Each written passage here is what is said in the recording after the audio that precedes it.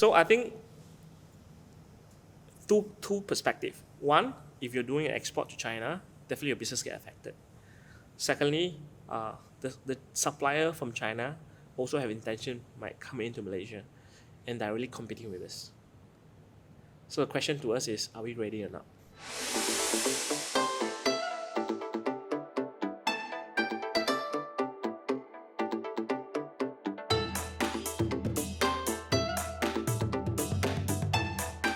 Hello listeners, welcome to the Crouching Tiger, Hidden Dragon podcast. We talk to business leaders in Asia, and today we have someone from finance, and we have Jeremy Chia here. And how we met was we were at Ray Chow's Business Growth Summit. Yeah. Not Ray Chow's, like Business Circle, right? Owner Circle. Owner Circle. Yep. So it was a Business Growth Summit, and I listened to Jeremy's presentation. And the presentation was very insightful. I learned so many things, right? He shared about what is going to happen this year. I learned that most of the major economies in the world are having elections this year, how it will impact our businesses, and also what are the opportunities in Malaysia. And like so many, I attended that summit, there were so many sharings, including one of my previous guests as well, Kevin Long. He shared more about branding. But that was the session I said, wow, this is things that I really caught my attention, and so many things I would like to learn. So a bit about Jeremy, he's the managing partner of CKP accounting firm. So CKP stands for Chia, so we have Chia here with us. Yep. And they are chartered accountants, right? But they are on the digital side of things. They use AI. We were just chatting before today's recording, and he said, okay, we are partners, and we help businesses to digitalize and automate a lot of their processes and accounting. And they truly believe in you and your business and your allies in growth through digitalization. Jeremy, welcome to the show. Yep, thank you, Bob, and really my pleasure to be able to attend today's podcast sessions. And I'm very excited. Yes, so today I'm also very excited. We are, as of recording, today, we are in the mid of February. Yes. And there are a lot of advances and a lot of new happenings when it comes to the market outlook. So we'll get into that. But maybe a casual question to start with is, so for the audience to get to know you more, what is your favorite food? Yeah, my favorite foods, of course, one of it is the Sarawak laksa. Oh. Yeah. Are you from Sarawak? My dad from Sarawak. Okay. So of course, we moved to Miri as well. So I think Sarawak laksa always is like, for me, it's a must-try thing, at least on a monthly basis. The taste is very different. I know. I had a guest called Lingya, and it was the episode was published in February as well. Lingya is the host of the So This Is My Why podcast, and she's from Kuching. Yeah. And her quote for that episode is, Sarawak food is better than any other food in Malaysia. Okay, well, interesting. Yeah, so it's not surprising, Sarawak. So I think it's an acquired taste. Yeah. And I am not I can't. My favorite Sarawak food is tuaran mi. It's more savory. Sarawak laksa is very intense for me, right? Correct. So tuaran mi is supposed to be in Sabah. So my background. So I was born in Sabah. I was raised in Sabah. Okay. Yeah. So my dad is from Sarawak. So and then after that we moved to Sarawak. So I have the privilege of so-called staying in Sabah, in Sarawak, and of course eventually I moved to. I think I'm wrong. West It's Malaysia. not tuaran mi. It's kampung mi. Kampung mi, yes. Okay. Yeah, kampung mi, yeah. So that's very nice as well. Very planned me, with some meats. That's it. Yeah. But I would say, different states have a different unique. They have their own different unique foods. Yeah. According to Lingya, shout out again, she said Sarawak one is better than any other state. Okay. Which I think maybe we should go to my favorite Sarawak restaurant is in Sea Park. Maybe we can check it out. They have very authentic Sarawak laksa. Yep. That giant siumai, siubi, I think siubi, and very good kampung mi also. So next time we can check it out. We should go there next time. I think since we had her on the pod, Sarawak has always come out. I had many guests from Sarawak. Happened. and we talk about Sarawak a lot. Even to the interview before, we also talk about Sarawak. Yeah. So very interesting. So you grew up in Sabah. Which part of Sabah? I was born in Keningau, and then subsequently I moved to KK. So basically, I finished my high school, in KK basically. But of course, my parents moved to Miri during my high school times, so I always travel back during the school holiday. Yep. Oh, okay. I have been to KK. All right. Yeah.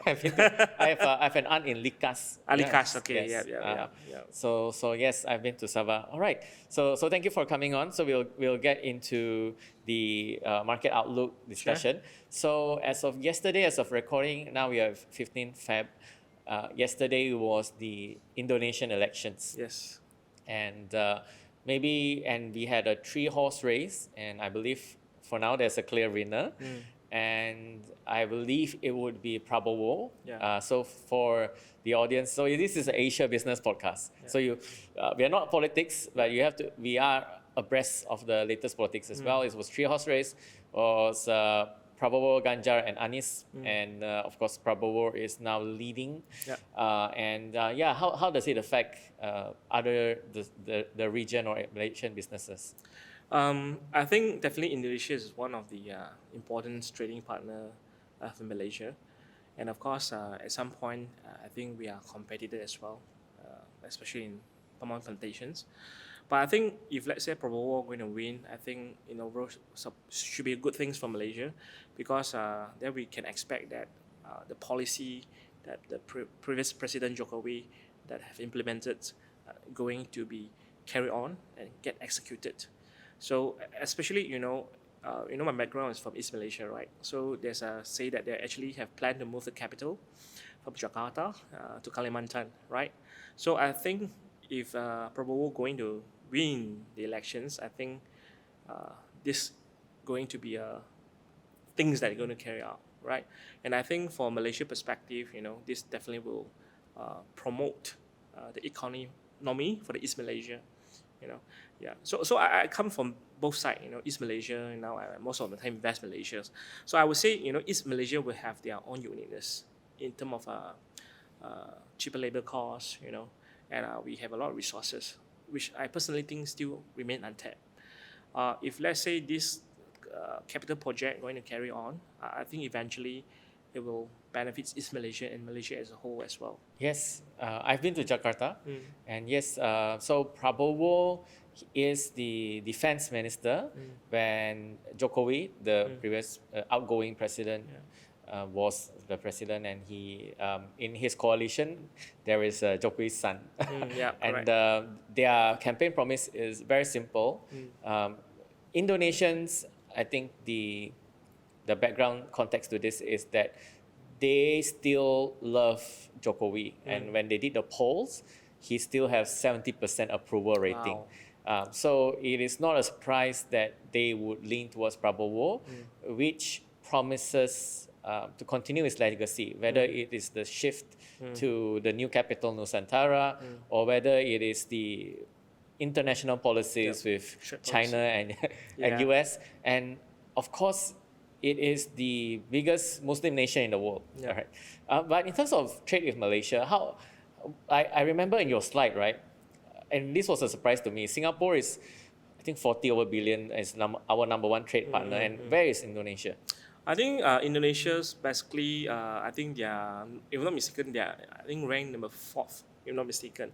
So in terms of the, now we're talking about, let's say, the investment, right, from the countries. I think Singapore is still the biggest who actually invest into Malaysia. But in terms of GDP, comparative, I think Indonesia is definitely ahead of Malaysia, basically. We are 4th in the place. I think Indonesia, if I'm not mistaken, they are on 3rd in the place as well. Yeah. So definitely, if let's say they grow, I think we still have to catch up a lot. Yeah. Yeah, one of the surprising things in your presentation was that Singapore is our number one investor. Yeah. So that means FDI, right? Yes, correct. So can you tell us more about that? Because I don't really see it. I see American companies, I see China companies, but I don't see Singaporean companies. Are there? I think maybe we don't see it from surface, but I think what you can see here is really between Singapore and Malaysia, especially Johor side. I think maybe without us knowing, but actually a lot of Singapore companies, they set up their companies in Johor, right? And then they hired Malaysians. Okay, so these are the investment that they put in as well, and you can see the RTS, the railway that now they're currently building between Johor and Singapore. You know, that's a sort of joint efforts. You know, and most importantly, I think in terms of trading, they're really the biggest trading partners, because I think on daily basis you can see how GEM is the A few 100,000 people Yeah, go correct. across the causeway. Yeah, correct, exactly. And this is where, you know, we might not see it, but it's actually happening in our daily life, basically. Yes. Yes, yes, it is very important to us. Yes. Singapore, if they grow, then we will grow as well. Maybe I like to talk about current affairs. So, what is your take on the new special economic zone by Johor, and with the new Agong being the Sultan of Johor? What is your take on the emergence of that state? My personally, I think I think I look at it very positively. I think because, let's say, you know, back to Singapore and Malaysia, right? So I think Singapore, the problem they're having is really not enough land. Not enough land. And you can look at the policy of the Singapore government for the past, right? It's really they not encourage you to have manufacturing there. Oh, really? Yeah, correct. So last time I do have Singapore client as well. So that's why, you know, actually a lot of Singapore company, they like to invest in the Malaysia company or set up a factory in Malaysia. So with all this special zone that we talk about, right, I think it will really encourage more investment from Singapore to come to Malaysia, especially on the Johor side, okay, to set up the offices, you know, to hire people and give them better pay, okay. So this is how I see it. So in nutshell, I think it will actually improve the income of Malaysians. Lately, for examples, you know, not just about the special zone. I think I visited some of my clients and associate in Johor as well. So I think what we can overall see is that, you know, now I think a lot of Singapore company try to have office in Malaysia, number one, and they also able to accept them to just work in Malaysia instead of go to Singapore, right? So can you imagine if, let's say, you are being employed, you can have at least 20 to 30% more income than you know, than your other Malaysian friends, but you don't need to leave home, right? You're going to stay in Johor, so means you're going to spend in Johor also, right? So I think all the more the residency, you know, all will be very helpful, because, you know, if we take a step back, right, I think for the past few years on the property side, there's a lot of development, the Forest City. Iskandar region? Yeah, Iskandar region. At some point, it turned into be a ghost town, you know. Like, there are too many buildings, but actually not much people inside. But I think I still remember back in 2013 or 14, right? Back then, I was a bit involved in investment as well in the property, you know. I still remember, you know, some of the property agency actually selling the dream of the HSL, you know, the high-speed rail. HSR. HSR, sorry, Yes. HSR, right? And then I think some of the condo not in the city center of Johor, you know, a bit outskirt, you know, second ring or third ring, 800 square feet, they are selling like almost $500,000. That's the pricing, you know. So, but I think you have to go back to fundamentals. Okay, it's good to have buildings, but if people cannot afford to buy the houses, or they choose not to stay in the place, you know, you just have project but no take up rate. No people is staying there. Economy is not moving, right? That's why back to the special zone that you mentioned. For me, actually, I really look at it very positively, because I see more FDI from Singapore to come in. Secondly, I think Malaysia will get paid better, which is likely to be the case. Third, I think it will also move the economy, especially in the southern region, you know, where people can really spend money, and it helps people, right? Yes, it's exciting times indeed for Johor. Yeah. And you mentioned a couple of times that you have clients in Singapore. So my question is, like, maybe you can share with us a bit of what you do.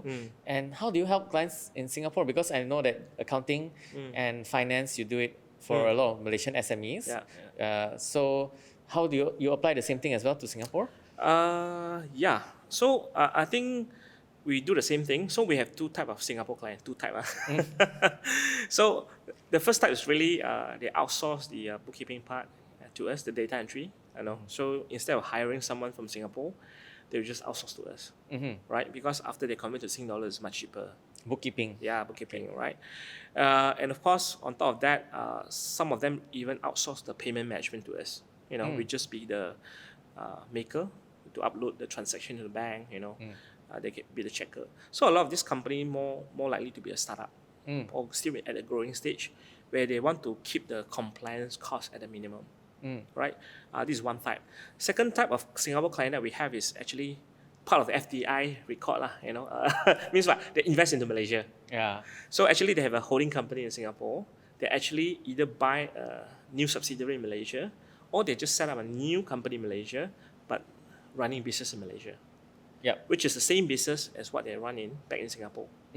So because they also try to keep the cost at minimal. So we handle all the finance processes over here, and of course we feed them with the information, our market outlook, how's Malaysia going, what's the policy changes, how the tax going to impact them, sort of advice.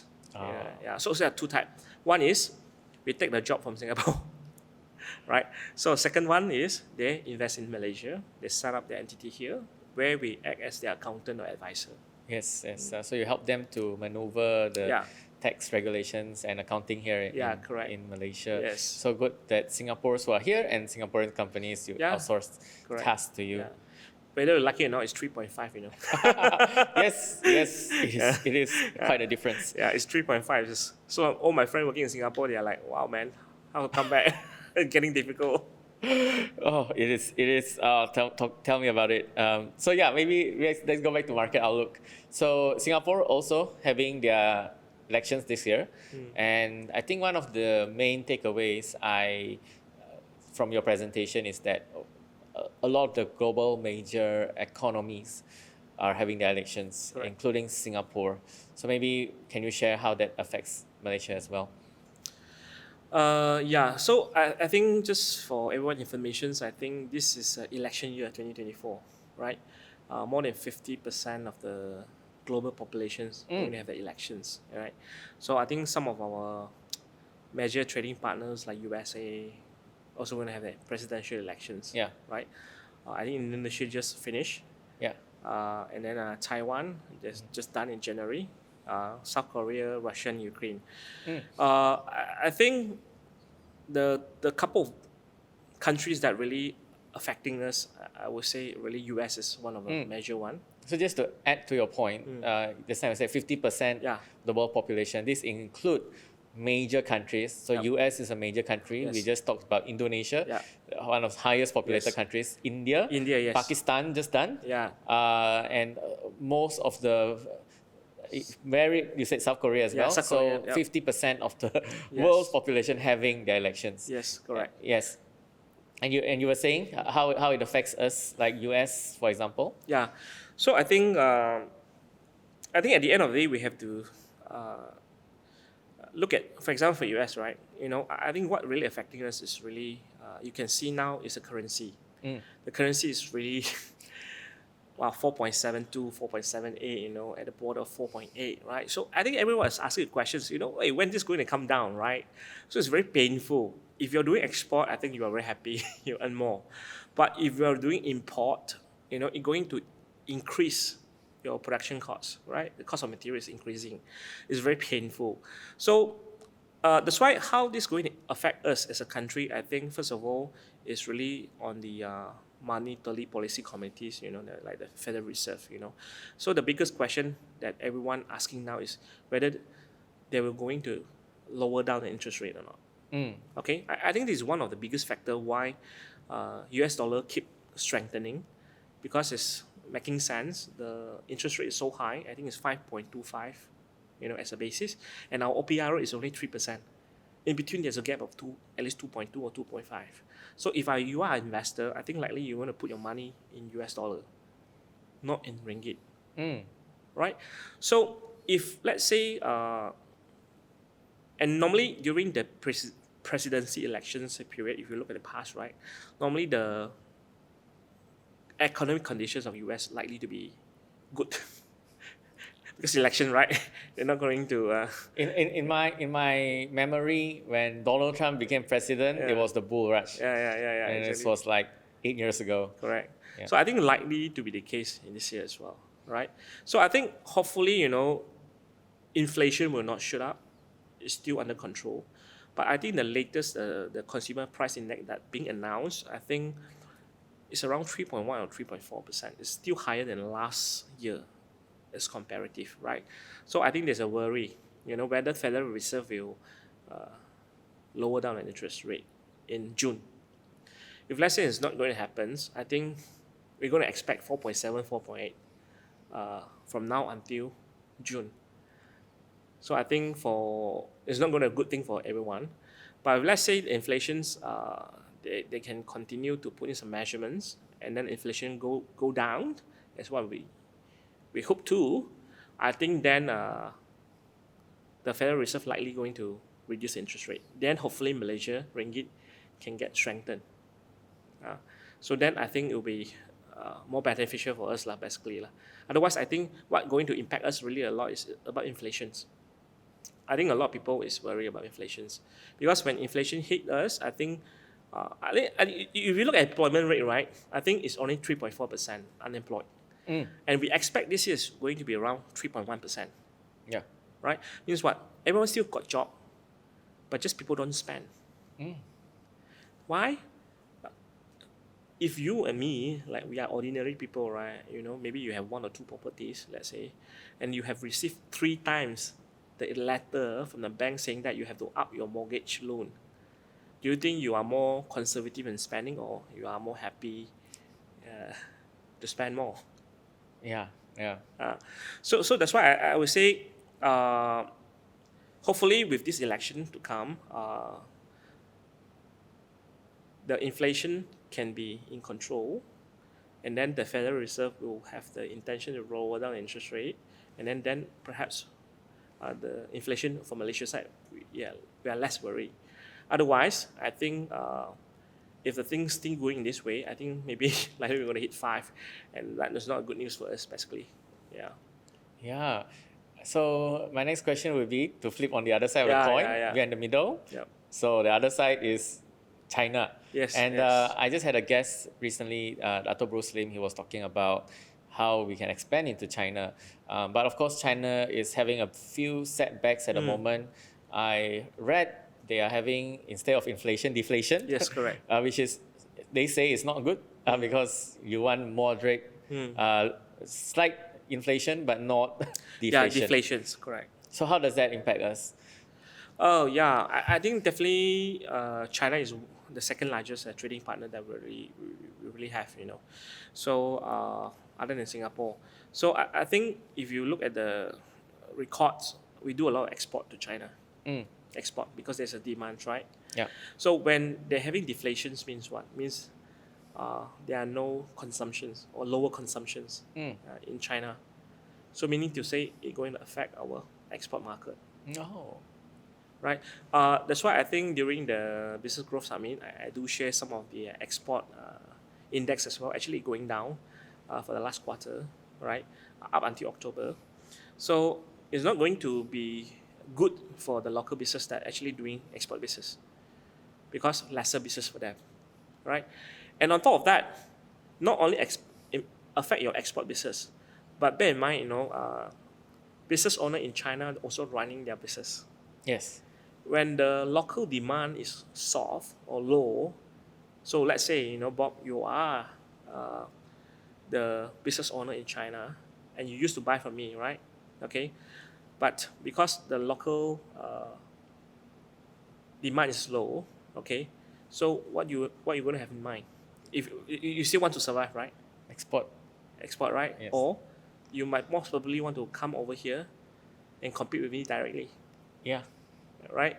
and which I think a lot of so-called supplier in China, where they export, they also have intention really what we heard like, in the market, those supplier they might have intention to really come to Malaysia to set up their own business because you are one of their customer, but because those days when the business is good, right, it's okay. You are one my overseas customer, is fine. But now we're in China, I mean my business also not so good. So means yes, you're buying from me, but maybe not good enough. Mm. I might just come to your country and then I set up my factory here. I sell directly. So I think two perspective. One, if you're doing an export to China, definitely your business get affected. Secondly, the supplier from China also have intention might come into Malaysia and directly competing with us. So the question to us is, are we ready or not? Do we able to run, at that kind of efficient level? So I deal with some China client as well. They move very fast. So from setting up company to part on operations, right? I can tell you like within 2 weeks or 1 month, they will just do things on concurrent. So for the local business owner, will be like, are we ready for that or not?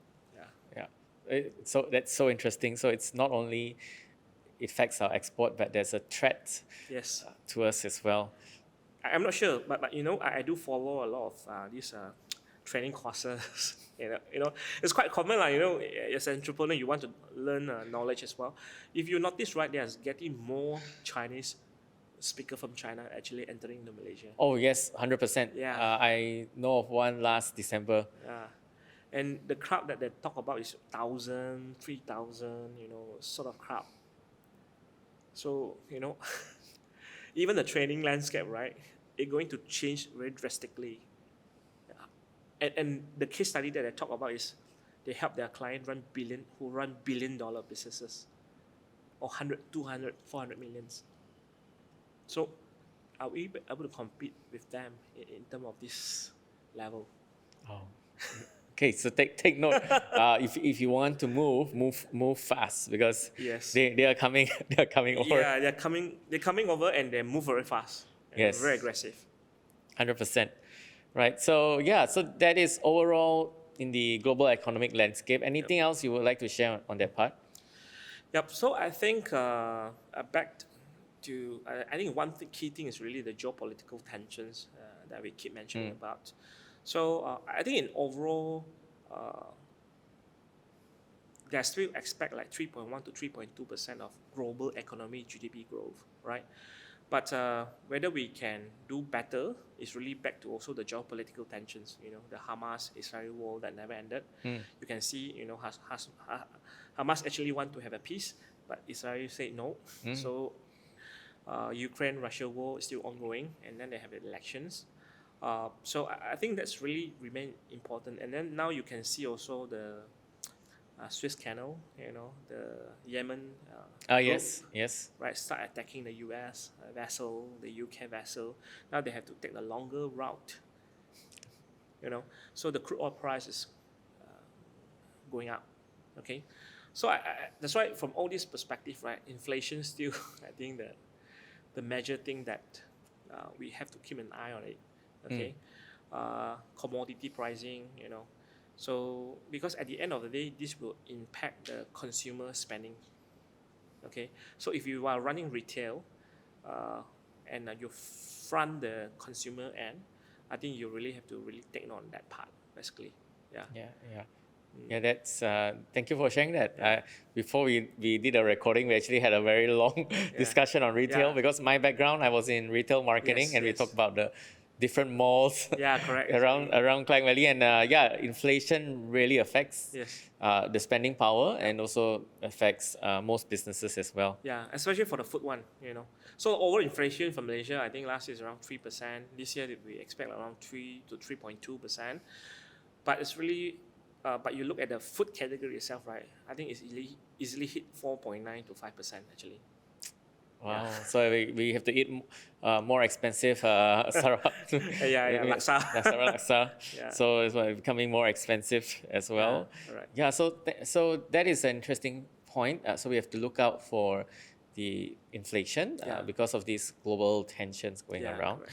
So I think the last part where I want to talk about, and I remember clearly in your presentation, is there is a lot of energy transition plans by the government, and this Madani government with our PMX has a lot of initiatives. And maybe what are some of the initiatives or some of the opportunities that you see in that part?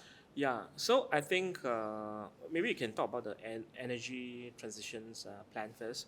I think it's not just Malaysia actually, but it's a global Yeah. this effort actually. Yeah. So there's the Paris Accord, and I've had a previous guest from Vietnam, and most countries by 2050 have to go to net zero. That is Yes. that's one of the promises. Yeah, correct. And but you see, there's a lot more things need to be done because if you talk about carbon taxes, across the globe, right? I'm not mistaken. There are 72 different type of taxes, carbon taxes. So now I think the WTO, the IMF, they have to work together to really come to a conclusions. What kind of system that they want to use, right? So back to Malaysia context, I think it's a government initiative that if you look at the energy transition plan, they're going to pour billions of dollars initiative in order to build this energy transition. Means what? In simple, we want to promote more green energy. Green energy in the sense of the solar, the nitrogens, the EV car, for example, like EV charger, So those will be the initiative of the government actually for the next at least 10, 20 or 30 years to come. And also, we're going to expect to have even more green taxes. Okay, let's say you can invest into some green energy initiative. Some of the expenses is tax deductible, right? So I think if you are running a business, right, I think it's very important that, of course, if you are already in green energy, congratulations, because we talk about $1 billion of investment over here. But of course, if you are not yet there, I think this is where you really have to start looking into it, okay? Because when you talk about green energy, energy transition, the other thing that we need to talk about is really like ESG, right? So now I think starting from this year, a listed company is required to comply with the ESG reporting, right? So if let's say you are the contractor or the vendor for the listed company, I think likely you also will be affected. Because if you are not ESG compliant, the supply chain is there, likely the listed company will not be compliant as well, right? So it's not only about opportunity, but it's also about compliance as well, so that you can ensure your business still remain, okay, within the picture, right? But I think these are the things that we have to really look into it, okay? The green technology, the green energy, and of course, we talk about digitalization as well. So if you look back the statistic, right, I think SME consists of almost 97.2% of the total companies in Malaysia. Yep. But in terms of the GDP contributions, I think we are only 38 or 40%. And we almost employ 50 to 55% of the workforce. So what's the number show? It shows a lot of gap in terms of efficiency and productivity. So I think with all these initiatives from governments, I think the SME should actually more actively participate, in digital transformations, and this energy transition plan as well. Some of my clients, right, they start to install their solar panel.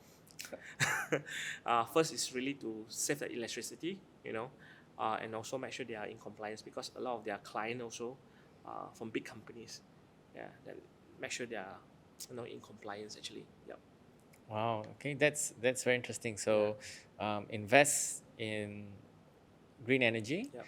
and also take note of digitalization. That is so Yes. important. Yeah. And before we started this interview, you also mentioned some movement in the KLCI. Maybe you want to share what's your perspective on that. Yeah, so I think in terms of FDI investment, right, I think still very important for our countries, other than export, because with the investment from foreign countries, this is really where it really helps to increase the income of the rakyat, right? So I think we can see that started from Q3 last year, I think it already start hitting the 0.7 billion US dollar. And we expect this year that more foreign direct investment will be materialized. Okay, so and then of course I think the government has really kickstart a lot of reformacy, I call it lah, Yeah. for the fiscal policy. Yep.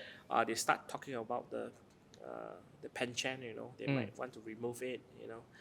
They talk about to normalize the subsidy, the price control, which likely we're going to hear some news lah, maybe Yeah. April or May.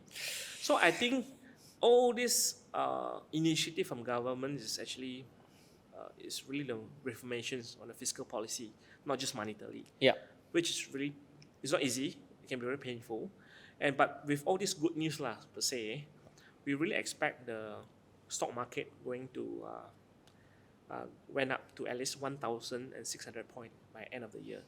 So I think 3 weeks back when I do the presentations, right, and when I do my record research, I think end of 31st December, the KLCI index is actually at 1,456 point. But I think as of today, it stood up at 1,520 point. It's very close. Yeah, very close. So I think there's a chance that we will go beyond 1,006. So the only thing is about the currency. So from all the research, we expect US dollar against ringgit will go down to 4.2 or at least 4.4 or 4.5 by end of the year. But I think it really depends on the inflations, and then whether Federal Reserve have the confidence to lower down the interest rate or not, and most importantly, the presidential elections. Yeah, if things not going to change, I think likely the 4.5 is or 4.4 is not possible. Yeah. Yeah. So a lot of things are not in our control. Yeah, correct. And we just have to stay tuned and hope for the best. Yeah, exactly.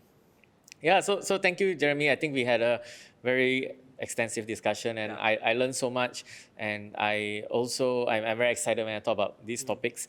I think to wrap up, I'll let you share more about your company, what are businesses you help, and how they can reach out to you. Yeah, sure. So basically, we started our firms with one main purpose statement, is to unleash the potential of our clients and our talents as well, via the best-in-class AI digitalized technology. Okay, so that they are clear with the numbers, so they are feel more confidence, clarified, and supercharged to pursuing their dreams. Right. So what we have done over the years, right, is really help clients to digitalize their finance processes. For example, I think we have one client that we help the entire team to digitalize their claims. The traditional claims is what? You have to fill in your Excel sheet, and then you have to, take all this receipt and then glue it up in a piece of a scrap paper, and then, okay, the CEO have to sign off, right? So after we digitalize the entire process for them, the CEO now have more time actually to run their business.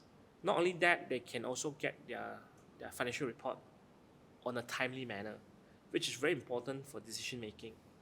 So this is why we come in to help clients, so that they get their numbers on time, and they're really clear on the financial performance of the business owner.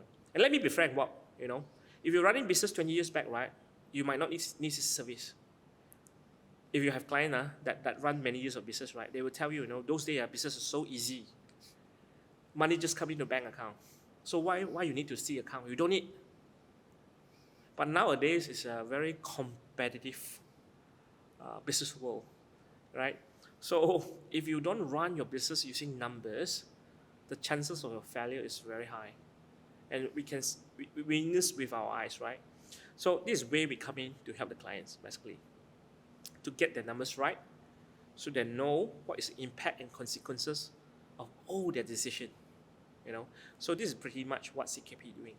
So on top of that, of course, we have our advisory arm that really come in to help the client to streamline the processes, not just the account processes, but maybe their SOP as well.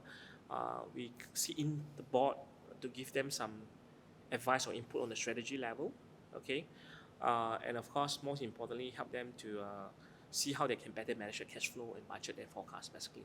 So we are mainly helping clients that wanted to scale their business or grow their business. This is pretty much about CKP, basically. Yes, and what's your website? Okay, www.ckpartners with s.com.my. Okay. Please reach out, and I'll put the links and in the chat, including the LinkedIn as well. And before we wrap up, just so Jeremy was here and we had a chat with Sharon Tan from Iconic. So just want to shout out Iconic Co-working, who has been a big supporter of the podcast. So today we are using their space. So if you have events, so Jeremy was just checking out the deck and it's like, okay, this is things you can do.